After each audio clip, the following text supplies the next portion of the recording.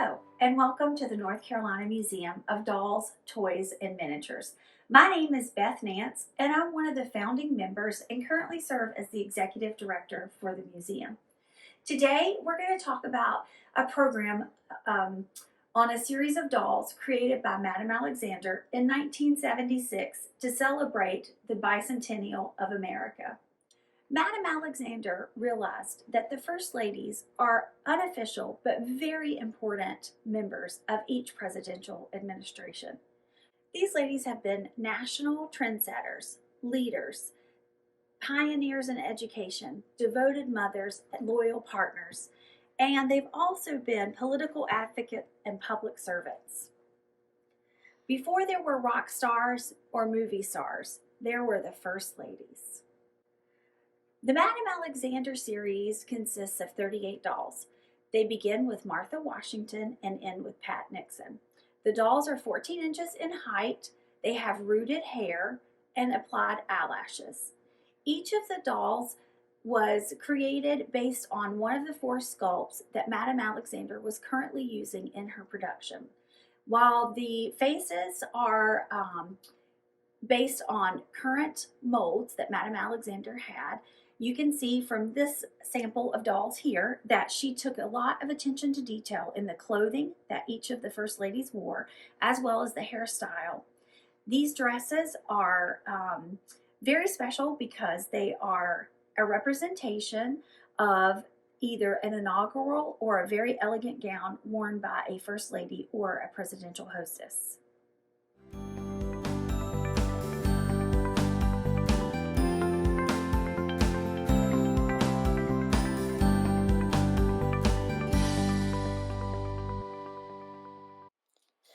Clothing, especially on dolls, can give a sense of a person's physical presence.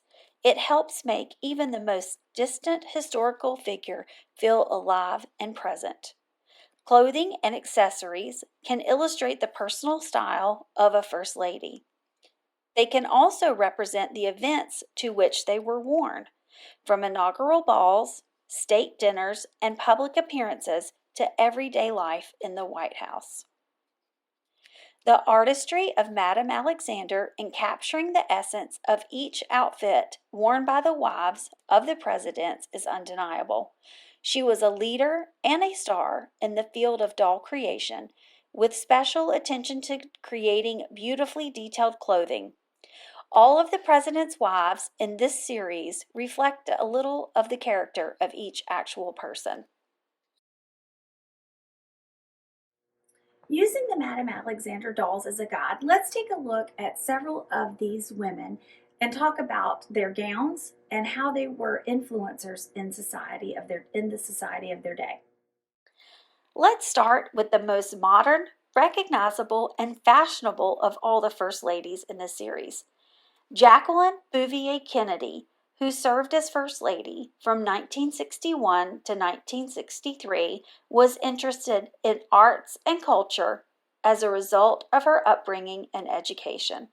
She was raised in New York City and educated at Vassar College as well as George Washington University. She worked in journalism until her marriage to John F. Kennedy prior to his presidency. They had two small children in the White House who brought a feeling of family to the office. Jackie was known for fashion, style, and her social ability to communicate well with anyone. After her husband's death, Jackie worked to establish the Kennedy Library in Boston. Her time was short in the White House, but the memory of her time as First Lady is long-lasting in the hearts and minds of the public. The off-white sleeveless gown this doll wears is Madame Alexander's interpretation of the original gown Jackie wore to President Kennedy's 1961 inaugural ball. The original gown, which is on display at the Smithsonian National Museum of History, is made of silk chiffon. The strapless bodice under the chiffon covering is encrusted with brilliant jewels and embroidered with silver thread. Ethel Frankow of Bergdorf Custom Salon designed and made the dress based on sketches and suggestions from Miss Kennedy. It was worn with a matching cape. After the ball, the Washington Post reported that Mrs. Kennedy's career as a major fashion influence was beginning impressively. Mamie Dowd Eisenhower, First Lady from 1953 to 1961. It was said that Ike won the election, but Mamie won the affection of the American voters. Mamie truly enjoyed the role of First Lady and attracted women into politics and to the polls. By the 1950s, women were casting ballots in equal numbers to men. She had Mamie for First Lady buttons printed in the re-election campaign. Her legacy was entertaining at the White House on a large scale. She was also known for her glamour mixed with folksiness. Mamie was famous for her bangs and her love of all things pink. In fact, Mamie was in the White House when Barbie, another famous lady whose signature color is pink, first made her debut. Light pink was the color Mamie wore to her husband's 1953 inaugural ball. The shimmering ball gown was made of the finest French peau de soie, a soft satin weave cloth of silk. Designer Nettie Rosenstein completed the look by having more than 2,000 rhinestones hand-embroidered onto the dress. The rhinestones were 4 different sizes and various shades of pink. You will notice that Madame Alexander did a remarkable job replicating Mamie's light pink sparkling gown and matching shoes. Also note how the bodice is gathered and twisted in at the shoulder line and accented with the rhinestones just as the original. Madame Alexander completed the look by replicating the hand-beaded purse Mamie carried. This light pink color eventually became known as Mamie Pink and was donned by most women in the 1950s and early 60s. Anna Eleanor Roosevelt was born on October 11, 1884, in Manhattan, and from an early age she preferred to be called by her middle name, Eleanor. Her parents died before she was 10 years old, and as a grown woman, this experience helped her become a strong advocate of the underprivileged, even though she came from a wealthy family. She was the niece of Teddy Roosevelt. In 1905, she married her 5th cousin once removed, Franklin Delano Roosevelt. Eleanor became a devoted politician's wife, as well as his caregiver when Franklin was afflicted with polio. Her experience as a volunteer in the Red Cross during World War I was helpful to her as a caregiver. She helped FDR campaign for presidency in 1933. He served 4 terms, making her the longest-serving First Lady from 1933 to 1945. During World War II, she provided anxious Americans with needed reassurance by visiting families at home and troops stationed abroad. After FDR's death in 1945, Eleanor was appointed a special delegate to the United Nations. She worked tirelessly to promote programs begun by her husband, as well as to improve the status of women in the world. Madame Alexander selected the short-sleeved, floor-length peach gown worn during FDR's 3rd presidential inaugural ball to replicate for this series. Many would say that Madame Alexander's beautiful rendition of this amazing First Lady, her class and nature can be seen in this doll's design. The peach-colored gown is accented with gorgeous pearl, jewel, and brocade borders. The brocade outlines the sleeves and the entire front and back neck of the gown and replicate the design on the bodice of the original gown. 2 long Cleopatra-style swags fasten at the shoulders and flank down the entire back of the dress. A simple single strand of pearls encircles the doll's neck. The front of the doll's hair is styled in a full swoop, just as Eleanor always wore it, Even the back of the doll's hair has attention to detail as it's styled in a classic victory-style roll. Lou Henry Hoover. Lou Henry Hoover was the wife of President Herbert Hoover and served as the First Lady of the United States from 1929 to 1933. Lou loved foreign languages and adventure.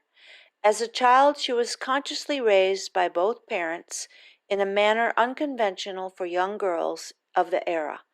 Both parents encouraged her love of physical exercise and sports. She became the first woman at Stanford University to graduate in the man's field of geology. Lou met her husband at Stanford and they married in 1899. She advocated for the Girl Scouts of America and believed girls could gain self-reliance and self-esteem through social service and volunteerism. She was the first president's wife to speak on the radio, which she did especially during the Great Depression of 1929 and after. During their time in the White House, the Hoovers spent their own money on entertaining events, including the staff, because of the Depression economy. Lou spoke many languages, and her skill was valued by other cultures. Her fair-mindedness, as well as her extraordinary degree of public service, landed her on the cover of Time magazine, the first time that any First Lady was so honored. She initiated numerous innovations that truly helped to modernize the public role of First Lady and extended it more overtly into the public realm than it had ever been previously. After her years as the president's wife, she and Herbert retired and moved back to California and continued her generous giving to projects during the Depression until her death in 1944. Regarding fashion, Lou Hoover kept things simple. She usually wore American-made dresses, emphasizing the importance of cotton clothing to promote the cotton textile industry. However simple, her style was still very glamorous. She was the first Lady to be featured in Vogue magazine. Following the tradition, since the 1913 inauguration of Woodrow Wilson, there was no inaugural ball for the Hoovers. Instead, a private party known as Charity Ball was held. Knowing that Lou was recognized for her style, Madame Alexander created an ice blue ball gown for this portrait doll. The layered dress is belted and has a small train in the back. The bodice is accented with a cape-like style overlay that is decorated with 2 jewel-encrusted clasps. Lou always wore fashionable jewelry to accent her outfits. This gown is no exception. In addition to the jewel-encrusted shoulder clasps, she wears a jewel and pearl brooch. Her strawberry blonde hair swirls around her face and is fashioned in a roll in back. Edith Wilson was the second wife of President Woodrow Wilson and served as First Lady of the United States from 1915 to 1921. She married the widower Wilson in December 1915 during his first term as president. Edith did not have political experience, but she was smart and always had her husband's interests first. The U.S. was involved in World War I, and she learned to decode military and diplomatic messages for the cause. The 19th Amendment, allowing all women to vote in the U.S., was ratified during this time. Sadly, the war and the presidency took a toll on President Wilson's health, and he had a stroke that partially paralyzed him. Edith stepped in and became very involved in the everyday operations of the government. She called herself a steward of the government, but many referred to her this period as a regency. She is the only spouse that basically took over the government during sickness. Woodrow died 3 years after leaving the White House, but Edith continued to live in D.C., for 40 more years. The dress Madame Alexander designed for the Edith doll was a copy of a dress the First Lady wore in 1915 for a private dinner party at the White House. The original gown was made of black charmeuse satin and trimmed with beads, black velvet, and white net, and it was made from the House of Worth in Paris. Considering that the dress had to be mass-produced, Madame Alexander did a very good job of creating a design that was recognizable. She used velvet trim, white lace, and black and white tulle to accent the intricate design of the gown. A swath of black fabric with silver dots makes up the train for the back of this gown. A diamond choker accents the neck on this doll. Frances Folsom Cleveland. Frances Cleveland was the First Lady of the United States from 1886 to 1889 and again from 1893 to 1897 as the wife of President Grover Cleveland. Becoming First Lady at age 21, she remains the youngest wife of a sitting president. Frances was 21 years old when she married 48-year-old Grover Cleveland. Their White House wedding was the first held in the Executive Mansion in 1886. As a political spouse, she held weekly receptions so that people could meet the president. The public could not get enough stories about Mrs. Cleveland's activities, fashions, and then later, her children. Beautiful Frances Cleveland was so popular with advertisers during his campaigns that her image appeared on everything from pillboxes to playing cards. She was known as Mrs. President Cleveland. Frances Cleveland was quite beautiful, and she was known for being a rule breaker and caused many controversies when she continually wore dresses that showed her bare neck, shoulders, and arms. According to Time magazine, the Women's Christian Temperance Union got so frustrated with her clothing, they issued a petition asking her to stop wearing these types of dresses. She ignored them. She was so popular with the public that she is considered the first Lady to become a media sensation. Madame Alexander dressed this portrait doll in a very conservative pink, short-sleeved, close-fitting Victorian-style dress. Lace accents drip around the sleeves. The brocade-looking fabric has a V-shaped waistband, which is red in color. Matching red bows and sparkling crystals complete the scoop neck bodice. As expected, the ensemble is finished with a single-strand pearl choker. Here's what was said about Frances in her time. Occasionally, a First Lady becomes a star. When Frances Folsom married President Grover Cleveland in 1886, she became the youngest First Lady in decades and a media sensation. Lucy Webb Ware Hayes was the wife of President Rutherford B. Hayes and served as the 19th First Lady of the United States from 1877 to 1881. She was in fact the first wife of a president to be widely referred to as the First Lady by the press. She was also the first First Lady to hold a college degree. When President Hayes came into office, she was hailed as a new woman. But she did not support women's right to vote, which was a huge issue at the time. Her support would have been contrary to her social code and her concept of the role of a political wife. She did, however, set the standard for the nation as a hostess and a homemaker.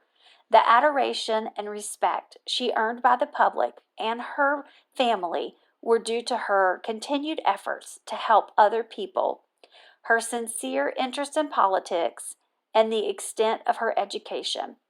Her example promoted the future status of women in the American social and intellectual structure.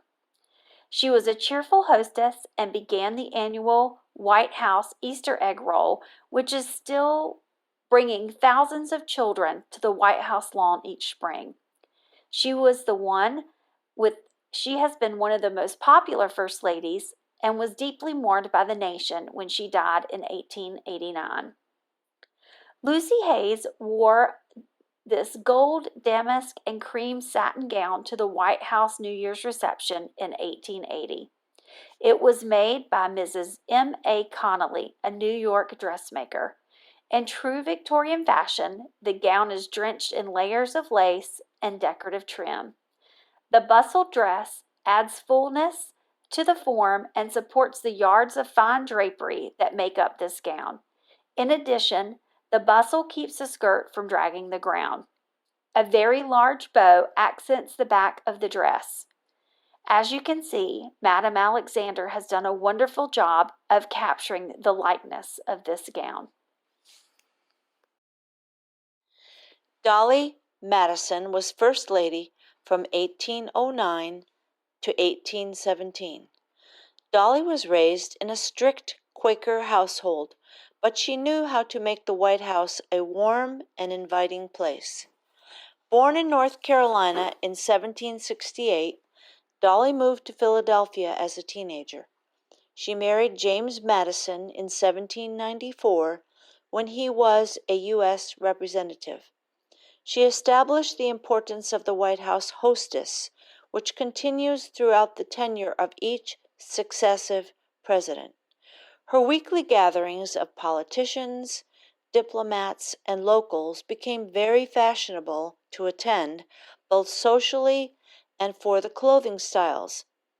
Dolly is best known for overseeing the evacuation of the White House during the march into Washington by the British soldiers in the War of 1812. She saved many important documents as well as the full-length portrait of George Washington done by artist Gilbert Stuart. She was long remembered after the couple left the White House, and at her funeral she was called our First Lady for half a century. This was the beginning of the term First Lady. Dolly Madison's embroidered silk satin dress and coat are a lovely cream color. The original was exquisitely hand-embroidered with birds and flowers. Brocade trim borders the coat, and it is a typical style of the late 1810s. As a former Quaker, Dolly Madison was used to wearing more modest clothing, but that changed when she left the faith.